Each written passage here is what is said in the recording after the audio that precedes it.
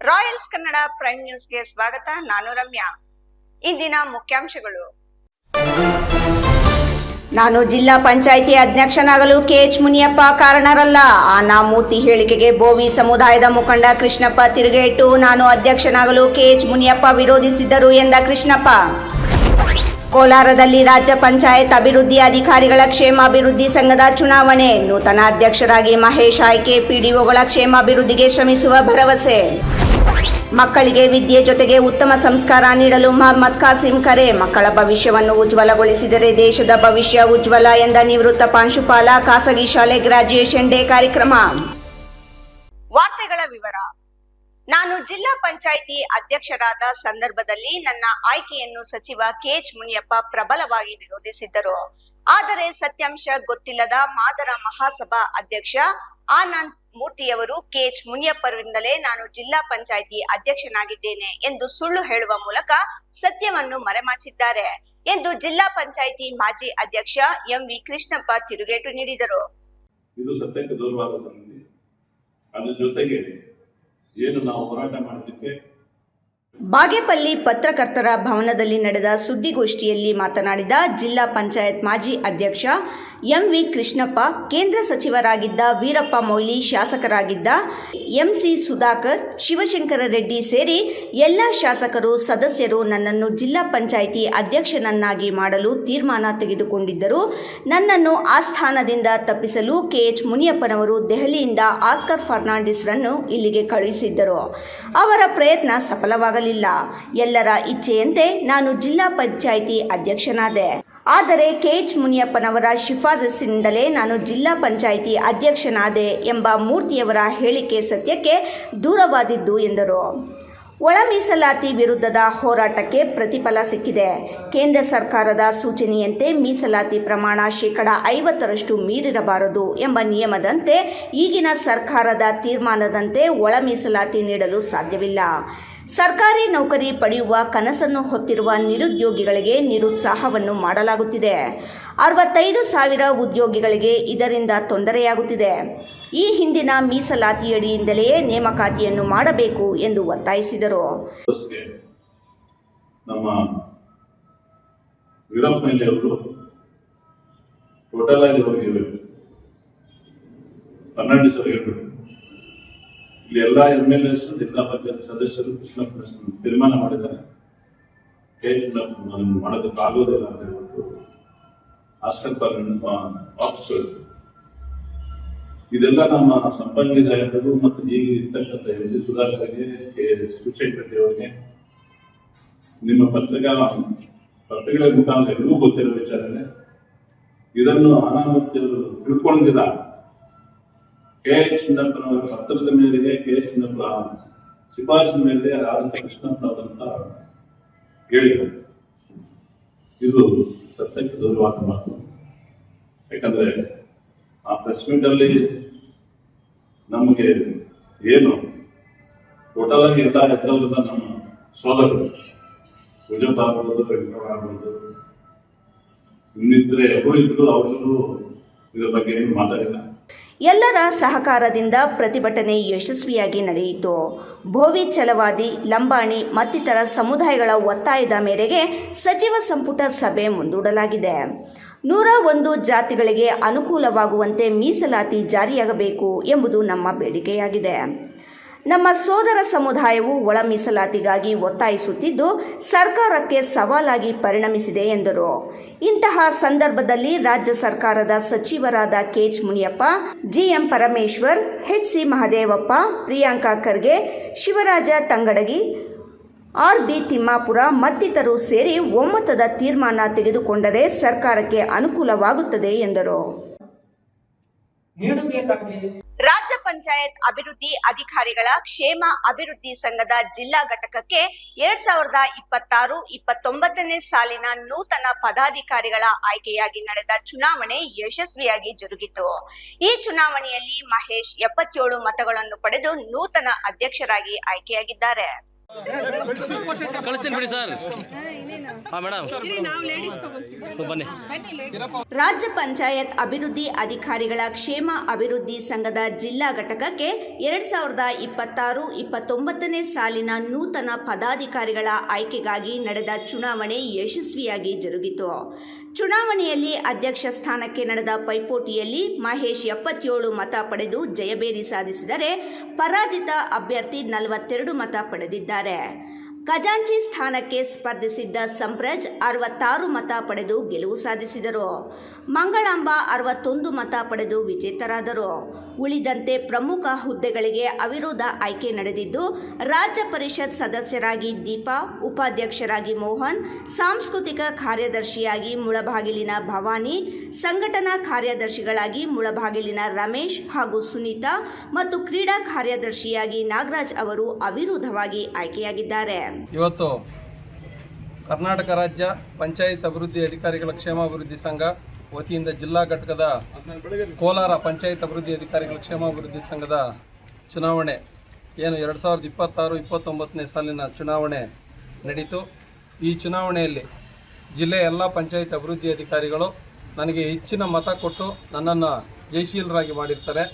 ಅದಕ್ಕೆ ನಾನು ಎಲ್ಲ ಪಂಚಾಯತ್ ಅಭಿವೃದ್ಧಿ ಅಧಿಕಾರಿಗಳಿಗೆ ನಾನು ಚಿರಋಣಿಯಾಗಿರ್ತೀನಿ. ಅದೇ ರೀತಿಯಾಗಿ ನಮ್ಮ ಟೀಮ್ನ ಸಂಪ್ರಾಜ್ರವರು 66 ಮತಗಳನ್ನು ಪಡೆದು ಅವರು ಜಯಶೀಲರಾಗಿ ಖಜಾಂಚಿ ಆಗಿರ್ತಾರೆ. ಮತ್ತೊಬ್ಬರು ಮಂಗಳಾಂಬಾರವರು ಇವರು ಚುನಾವಣೆಯಲ್ಲಿ 61 ಮತಗಳನ್ನು ಪಡೆದುಕೊಂಡು ಜಯಶೀಲರಾಗಿರ್ತಾರೆ. ನಮ್ಮ ರಾಜ್ಯ ಪರಿಷತ್ ಸದಸ್ಯರಾಗಿ ದೀಪಾ ಮೇಡಮ್ ಅವರು ಅವಿರೋಧವಾಗಿ ಆಯ್ಕೆ ಆಗಿರ್ತಾರೆ. ಮತ್ತೊಬ್ಬರು ಸಾಂಸ್ಕೃತಿಕ ಕಾರ್ಯದರ್ಶಿಯಾಗಿ ಭವಾನಿ ಮೇಡಮ್ ಅವರು ಮುಳಬಾಲ್ನವರು ಅವರು ಅವಿರೋಧ ಆಯ್ಕೆ ಆಗಿರ್ತಾರೆ. ಸುನೀತಾರವರು ಅವಿರೋಧ ಆಯ್ಕೆ ಆಗಿರ್ತಾರೆ ಸಂಘಟನಾ ಕಾರ್ಯದರ್ಶಿ. ಉಪಾಧ್ಯಕ್ಷರಾಗಿ ಯುವ ನಾಯಕ ನಮ್ಮ ಮೋಹನ್ ರವರು ಆಯ್ಕೆ ಆಗಿರ್ತಾರೆ ಅವಿರೋಧ ಆಯ್ಕೆ. ಮತ್ತು ಸಂಘಟನಾ ಕಾರ್ಯದರ್ಶಿಯಾಗಿ ಮುಳಬಾಲ್ನ ರಮೇಶ್ ಅವರು ಆಯ್ಕೆ ಆಗಿರ್ತಾರೆ. ಇದು ಒಟ್ಟು 9 ಜನರ ಟೀಮ್. ನಮ್ಮ ಟೀಮ್ ಏನಿದೆ ನಾಗರಾಜ್ ಕ್ರೀಡಾ ಕಾರ್ಯದರ್ಶಿ ಆಗಿರ್ತಾರೆ. ನಮ್ಮ ಟೀಮ್ ಏನಿದೆ ಪಂಚಾಯತ್ ಅಭಿವೃದ್ಧಿ ಅಧಿಕಾರಿಗಳಿಗೆ ಮತ್ತು RDPR ಟೋಟಲ್ ಕೋಲಾರ ಜಿಲ್ಲೆಯ RDPR ಏನು ನೌಕರರಿದ್ದಾರೆ ಇವರ ಒಂದು ಶ್ರೇಯೋಭಿವೃದ್ಧಿಗೆ ನಾವು ಶ್ರಮಿಸ್ತೀವಿ. ಮತ್ತು ಸುಮಾರು ಸಮಸ್ಯೆಗಳು ಜ್ವಲಂತ ಸಮಸ್ಯೆಗಳಿದ್ದಾವೆ. ನಮ್ಮದು ಸೀನಿಯಾರಿಟಿ ಪಟ್ಟಿ ಆಗ್ಬೋದು, ಸುಮಾರು 10 ವರ್ಷಗಳಿಂದ ಅದು ನೆನೆಗುದಿಗೆ ಬಿದ್ದಿದೆ. ಅದರಿಂದ ನಮ್ಮ ಜಿಲ್ಲೆಯಲ್ಲಿ ನಾವು ರಾಜ್ಯ ಮಟ್ಟದಲ್ಲಿ ಕಾಂಪಿಟೇಟ್ ಮಾಡಿ ಎಲ್ಲ ಪಂಚಾಯತ್ ಅಭಿವೃದ್ಧಿ ಅಧಿಕಾರಿಗಳಿಗೆ ನಾವು ಒಂದು ನ್ಯಾಯವನ್ನು ಒದಗಿಸ್ತೀವಿ. ಮತ್ತು ಎಲ್ಲ ಸಿಬ್ಬಂದಿಗಳಿಗೆ ಸೆಕ್ರೆಟರೀಸ್ ಆಗ್ಬೋದು, ಬಿಲ್ ಕಲೆಕ್ಟರ್ಸ್ ಆಗ್ಬೋದು, ಜಲಗಾರರಾಗ್ಬೋದು, ಅಕೌಂಟೆಂಟ್ಸ್ ಆಗ್ಬೋದು, ಮಿನಿಸ್ಟ್ರಲ್ ಸ್ಟಾಫ್ ಆಗ್ಬೋದು, ಎಲ್ಲರನ್ನೂ ಒಮ್ಮತಕ್ಕೆ ತೆಗೆದುಕೊಂಡು ನಾವು ಒಗ್ಗಟ್ಟಿನಿಂದ ಕೆಲಸ ಮಾಡ್ತಾಯಿದ್ದೀವಿ. ಮುಂದೇನೂ ಸಹ ಒಗ್ಗಟ್ಟಾಗಿ ಕೆಲಸ ಮಾಡ್ತೀವಿ ಅಂತ ಹೇಳ್ತಾ ನನ್ನ ಮಾತನ್ನು ಮುಗಿಸ್ತೀನಿ. ಅಂಜೆ ವಿಜಯ್, ರಾಯಲ್ಸ್ ಕನ್ನಡ, ಕೋಲಾರ. ಕಳಿಸ್ತೀನಿ ಬಿಡಿ ಸರ್. ಇದೀಗ ಸಣ್ಣದೊಂದು ವಿರಾಮದ ನಂತರ ರಾಯಲ್ಸ್ ಕನ್ನಡ ಪ್ರೈಮ್ ನ್ಯೂಸ್ ಮುಂದುವರಿಯುತ್ತದೆ. ಪ್ರಿಯ ವೀಕ್ಷಕರೇ, ಇವತ್ತು ನಮ್ಮ ದೈವಿ ಶಕ್ತಿ ಸಂಸ್ಥಾನದಿಂದ ಪ್ರತಿಷ್ಠಾಪಿಸಿ ಸಿದ್ಧಿ ಮಾಡಲಾಗಿರುವ ಕರುಂಗಲಿ ಮಾಲೆ ಮತ್ತು ಬ್ರಾಸ್ಲೈಟ್ ನಿಮಗಾಗಿ ತಲುಪಿಸಲಾಗುತ್ತಿದೆ. ನಮ್ಮ ಕರುಂಗಲಿ ಮಾಲೆಯನ್ನ ಭಾರತದ ಮಾಜಿ ಪ್ರಧಾನಮಂತ್ರಿಗಳಾದ ಇಂದಿರಾ ಗಾಂಧಿ ಅವರಿಂದ ಹಿಡಿದು ಈಗಿನ ಸ್ಟಾರ್ ನಟರಾದ ಧನುಷ್ ರವರು ಕೂಡ ಧರಿಸಿ ಅಷ್ಟೈಶ್ವರ್ಯಗಳನ್ನು ಪಡೆದಿದ್ದಾರೆ. 8mm ಸರ್ಟಿಫೈಡ್ ಕರುಂಗಲಿ ಮಾಲೆಯನ್ನ ಎಬೋನಿ ಮರದ ತುಂಡುಗಳಿಂದ ಡಾರ್ಕ್ ಬ್ರೌನ್ ಬಣ್ಣದಿಂದ ಚೆಕ್ ಮಾಡಬಹುದು. ದಿವ್ಯ ಶಕ್ತಿ ಕರುಂಗಲಿ ಮಾಲೆಯನ್ನ ಧರಿಸೋದ್ರಿಂದ ಅಥವಾ ಮನೆ ಮತ್ತು ಅಂಗಡಿಗಳಲ್ಲಿ ಪ್ರತಿಷ್ಠಾಪಿಸೋದ್ರಿಂದ ಸಾಲಬಾಧೆ, ಕಾಲಸರ್ಪ, ದೃಷ್ಟಿದೋಷ, ಮಕ್ಕಳ ವಿದ್ಯಾಭ್ಯಾಸ, ಅನಾರೋಗ್ಯ, ಮನೆಯಲ್ಲಿ ಅಶಾಂತಿ ಮುಂತಾದ ಸಾಕಷ್ಟು ಸಮಸ್ಯೆಗಳಿಂದ ಮುಕ್ತಿ ಮಾಡಿ ನೆಗೆಟಿವ್ ಎನರ್ಜಿಯನ್ನ ದೂರ ಮಾಡಿ ಮೆದುಳಿನ ನರತಂತುಗಳ ಮೇಲೆ ಪ್ರಭಾವ ಬೀರಿ ಅಗೋಚರ ಪ್ರಯೋಜನಗಳನ್ನು ಪಡೆಯಿರಿ. ಟಿವಿ ಸ್ಕ್ರೀನ್ ಮೇಲೆ ಕಾಣುವ ನಂಬರ್ಗೆ ಈಗಲೇ ಆರ್ಡರ್ ಮಾಡಿ.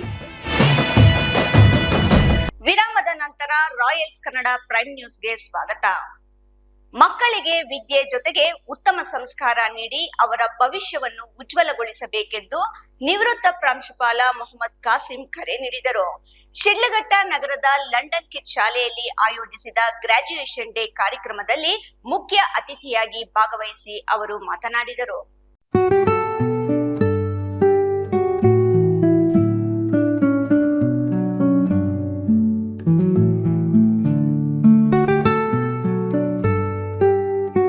ಮಕ್ಕಳಿಗೆ ವಿದ್ಯೆ ಜೊತೆಗೆ ಉತ್ತಮ ಸಂಸ್ಕಾರ ನೀಡಿ ಅವರ ಭವಿಷ್ಯವನ್ನು ಉಜ್ವಲಗೊಳಿಸಬೇಕೆಂದು ನಿವೃತ್ತ ಪ್ರಾಂಶುಪಾಲ ಮೊಹಮ್ಮದ್ ಕಾಸಿಂ ಕರೆ ನೀಡಿದರು.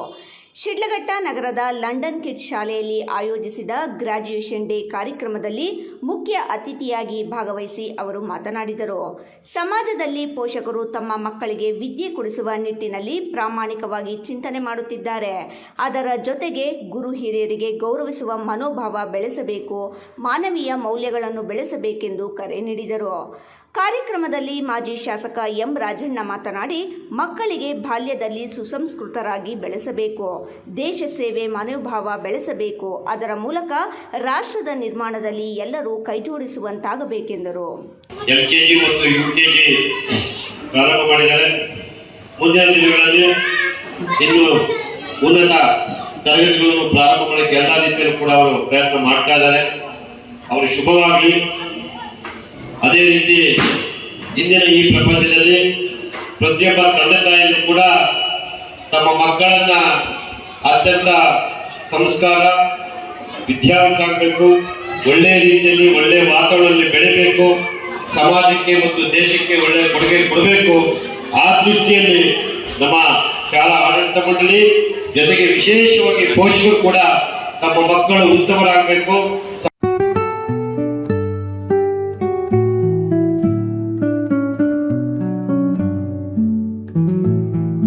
ದೇವನಹಳ್ಳಿ ವಿಧಾನಸಭಾ ಕ್ಷೇತ್ರದಲ್ಲಿ ಪ್ರಥಮ ಬಾರಿಗೆ ಯುವ ಕಾಂಗ್ರೆಸ್ನಿಂದ ಕೆಎಚ್ಎಂ ಕಪ್ ಕ್ರಿಕೆಟ್ ಪ್ರೀಮಿಯರ್ ಲೀಗ್ ಪಂದ್ಯಾವಳಿಗೆ ಅದ್ದೂರಿ ಚಾಲನೆ ದೊರೆತಿದೆ.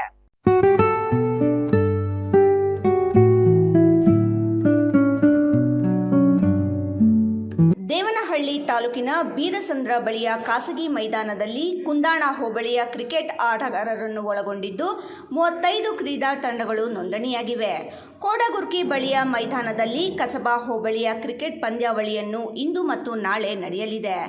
ಉಳಿದಂತೆ ಇತರೆ ಹೋಬಳಿಗಳಲ್ಲೂ ಸಹ ಕ್ರಿಕೆಟ್ ಪಂದ್ಯಾವಳಿಗಳು ಹೋಬಳಿವಾರು ನಡೆಯುತ್ತಿದ್ದು, ಏಪ್ರಿಲ್ 4 ಮತ್ತು 5ರಂದು ಅಂತಿಮ ಟೀಮ್ಗಳು ಬರಲಿದೆ ಎಂದು ದೇವನಹಳ್ಳಿ ಬ್ಲಾಕ್ ಯುವ ಕಾಂಗ್ರೆಸ್ ಅಧ್ಯಕ್ಷ ಪೃಥ್ವಿ ತಿಳಿಸಿದರು.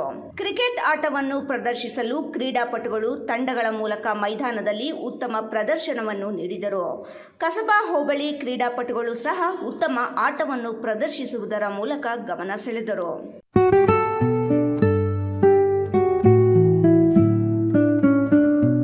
ಇದೀಗ ಮತ್ತೊಮ್ಮೆ ಹೆಡ್ಲೈನ್ಸ್. ನಾನು ಜಿಲ್ಲಾ ಪಂಚಾಯಿತಿ ಅಧ್ಯಕ್ಷನಾಗಲು ಕೆಎಚ್ ಮುನಿಯಪ್ಪ ಕಾರಣರಲ್ಲ. ಆನಾಮೂರ್ತಿ ಹೇಳಿಕೆಗೆ ಬೋವಿ ಸಮುದಾಯದ ಮುಖಂಡ ಕೃಷ್ಣಪ್ಪ ತಿರುಗೇಟು. ನಾನು ಅಧ್ಯಕ್ಷನಾಗಲು ಕೆಎಚ್ ಮುನಿಯಪ್ಪ ವಿರೋಧಿಸಿದ್ದರು ಎಂದ ಕೃಷ್ಣಪ್ಪ.